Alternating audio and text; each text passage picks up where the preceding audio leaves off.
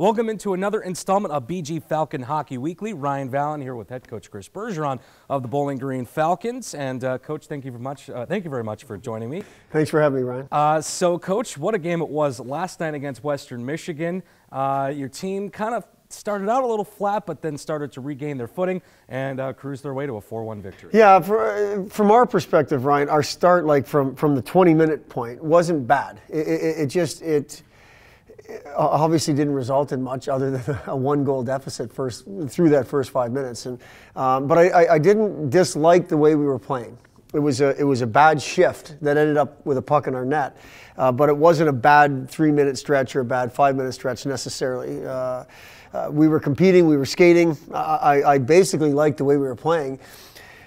But now all of a sudden we're down 1-0, and we got to kill a penalty. And what can be potentially a 2-0 deficit turns into a 1-1 tie, which is very similar to what happened in Kalamazoo with a shorthanded goal.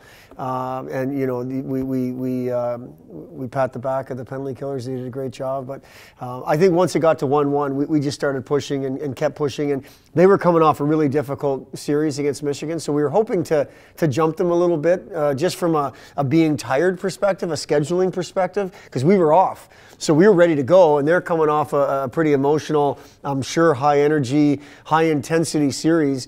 We wanted to take advantage of the rest, and I think as the game went on, we tried to do that. You mentioned the shorthanded. It was a goal that was scored by Stephen Bayless, so it was really nice to see your senior captain, Stephen Bayless, come back in and offensively right there in the first period. Yeah, you know, we talked to Steve about Stephen last night a little bit after the game. He's a presence in our lineup. When Stephen is working, that means he's skating. That means he's engaged in the game. He's a really good player. It all starts with his effort and his work. And I'm not saying there's nights where he doesn't work. I'm just saying there's nights where he's really working and really skating and really engaged, and you can see it.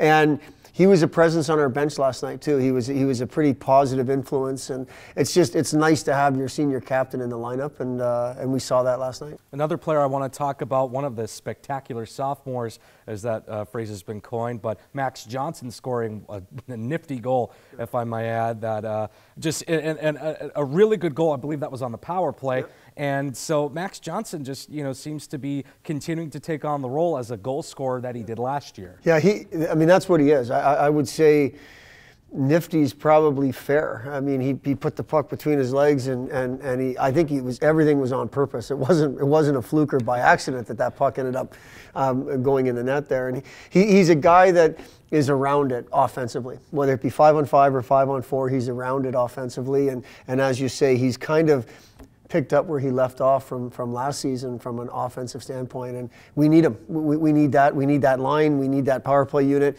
But he's a guy that we count on. And then pretty much hitting for the cycle, you got a shorthanded goal, power play goal, and then 2 even strength goals, this time from Lucas Craggs and then Sam Craggs to put the game away 4-1. So what are you seeing from the Craggs brothers up front? Well, havoc. You know, the two of them obviously were recruited with a purpose in mind, and it's pretty easy to see what Lucas brings to the table in his skating and his physicality and just his overall competitiveness. And Sam isn't quite as flashy from a skating perspective, but very effective. He's a really strong kid. We're trying to work on his quickness a little bit, but he's an effective player for us. And he plays in the only situation Sam's not playing in consistently is the power play, but he kills penalties for us, and he does great at that. He's a 5-on-5 guy on one of our top lines, and they're 2 really good boys to be around.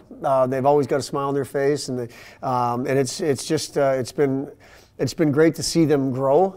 And it's pretty neat seeing brothers play together, and you know, sometimes seeing them out there on the penalty kill.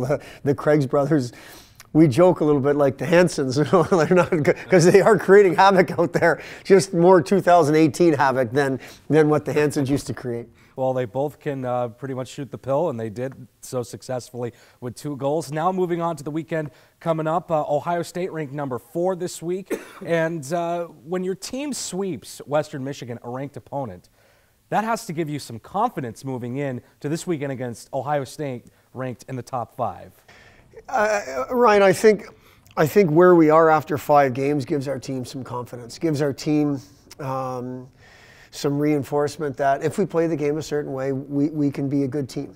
What we're trying to do is not worry about yesterday and just leave tomorrow right there and focus on today. And that's hard because in 2 days we've got, I mean, whether they're number 4, number 14, number 1, Ohio State is one of the top teams in the country. They're probably one of the most complete teams in the country from position to position and their depth.